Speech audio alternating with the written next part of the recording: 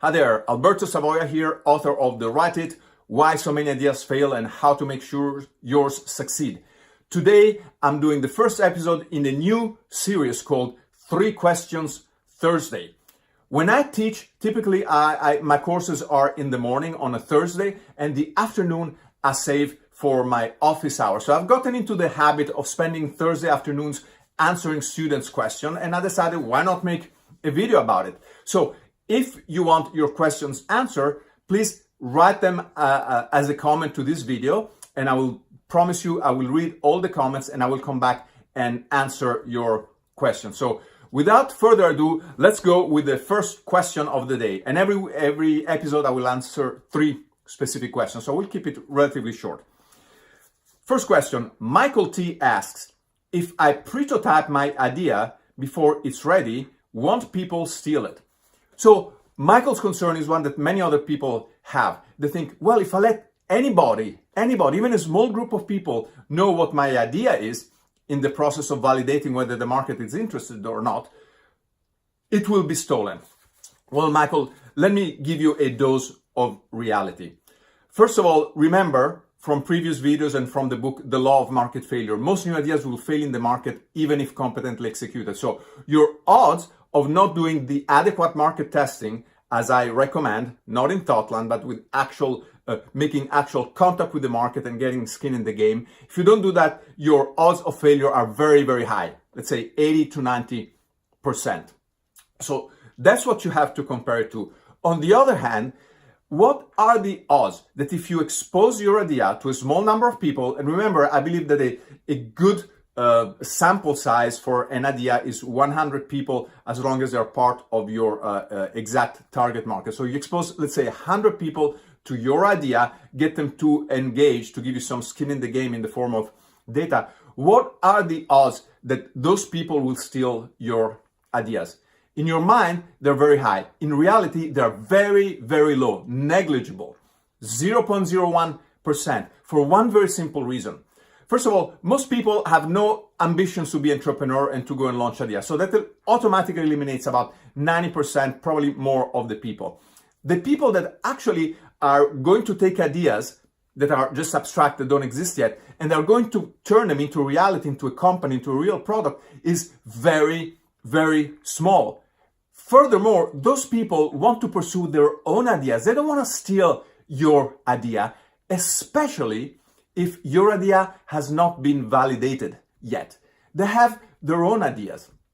So, do ideas get stolen? Yes, all the time. Maybe stolen, or let's say more fairly, copied. People can copy your idea, not necessarily steal it, because it's not your ideas. Ideas exist there. It's very rare that you're the first to have an idea. So people may copy your idea, but usually ideas are copied after they've proven to be successful.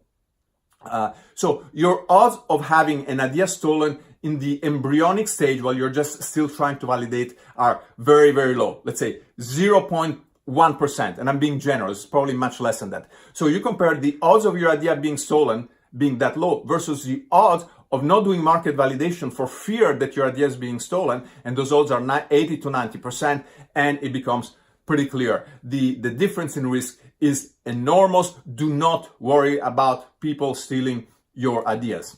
So I hope that settles it. Question number 2. Is Kickstarter good for pretotyping or Indiegogo? And Majid asked this question. Well, that's a very good question. First of all, let me say that I am a fan of Kickstarter and I am a fan of Indiegogo. However, that should not be the first thing that you try for your idea, for one simple reason. Actually, 3 simple reasons that combine into one compelling reason not to do it. The first reason is that, if you recall from the person before that asked, will people steal my ideas? Well, if you expose it to 100 people, the odds are very low. However, if you expose your idea, say on Kickstarter, and hundreds of thousands of millions of people get to see it, the odds that somebody is going to say, that's a good idea, I may take it. So even if the odds of any one person stealing your idea are 0.01%, if you expose it to a lot of people, that is more likely to happen. Now, still, I would not worry too much about that, because not only if they copy your idea, if they do it and you do it, they will have to execute it very well and we know that's not easy. So don't worry about stealing too much. But anyway, that is a concern. So you expose your idea to the world and possibly prematurely. The second reason is that to put up a very good Kickstarter page and start a good Kickstarter campaign requires quite a bit of work, of time and effort. And that time and effort sometimes 10 or 100 times more than what it takes to do a prototype, as I explain in the book. So does it work? Yes, but there is more time and effort. And the last reason for it is that sometimes you find yourself in what I call in the book a success disaster. People hear your idea, they want it, and all of a sudden, this thing runs out of control. You have hundreds of thousands of people that sign up and they want your Pebble watch. And believe it or not, this is a success disaster, and many times it turns into disaster. Just a couple of weeks ago, I was talking to a person that sponsored 3 Kickstarter campaigns in the past, and 2 of those just did not deliver the product. So it's a very real thing. So Kickstarter is fantastic. Indiegogo is fantastic, but use them at the right time. Do the prototyping before you actually go and engage in these campaigns. That way, you learn a lot in a very safe, in a very contained environment, and you don't overcommit, you don't overexpose your idea. So, bottom line, Kickstarter, Indiegogo, yes, if that's the way you want to get funded, but do prototyping first. All right, that takes care of that answer. And the last question is from Rufus, who says, you say that prototyping cannot not work. That's a bold claim. Can you please explain? So yes, it's true. In the book and in my videos and in my workshop, I tell them that, look, if you use prototyping, it cannot not work. Why? Because prototyping is a set of tools, and these tools, if you use them properly, they will work. So I have some visual aids here to help me. So a screwdriver cannot not work if you use it correctly. It's a screwdriver. It's very simple. As long as you have the right type and size of screws, in this case, gigantic screwdriver will work. Same thing with a wrench. A wrench cannot not work if you use it as intended. What about a level? Same thing.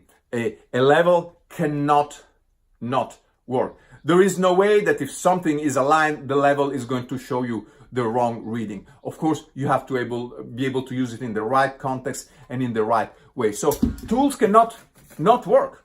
For example, one of the tools I teach, the skin in the game caliper, go back to one of my previous videos, a way to measure, to quantify how much the market gives you in terms of skin in the game. So not just opinions, but give you some money, some commitment to your product. These are tools that work. The XYZ hypothesis, hyperzooming, all the prototyping techniques cannot not work. They will give you data, and if properly used, they will deliver on the promise. And what is my promise?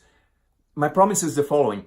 If you apply the tools and techniques I describe in the book, I cannot guarantee you 100% success. Nobody can. Anybody who guarantees you 100% chance of success is a charlatan.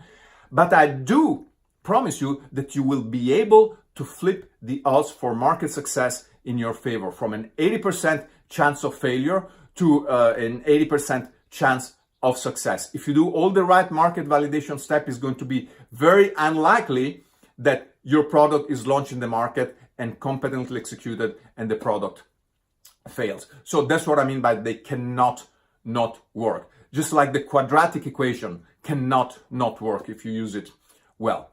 So that's it. 3 questions, 3 answers. I hope you find this enjoyable. If you want me to answer your questions, please submit them as comments to this video, and I will make sure that I will to read them, and I will answer the questions in the future. Also, if you like these videos, please make sure you subscribe, so it motivates me to create more of them. So I hope this helps. May you always find the right hit in all areas of your life. This is Alberto checking out for today. See you next Thursday. Bye. Thanks.